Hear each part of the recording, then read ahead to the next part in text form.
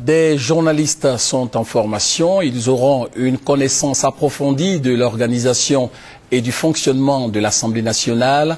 Ils seront donc suffisamment outillés pour le traitement de l'information des activités de cette institution de la République. L'ouverture des travaux de ce séminaire de formation a eu lieu à la Maison de la Presse.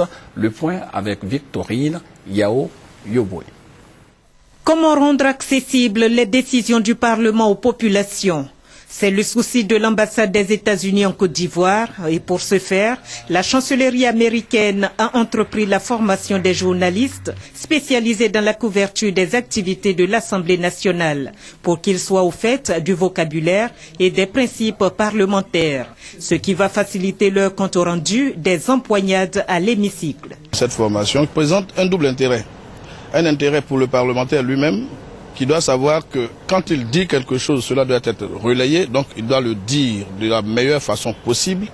Et un intérêt pour le journaliste qui doit savoir qu'on ne peut pas dire de la même façon qu'on dit les choses que le citoyen lambda dit, les choses que le député dit.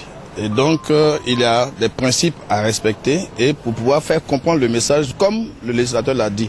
Parce que la loi a un esprit et la loi a une lettre.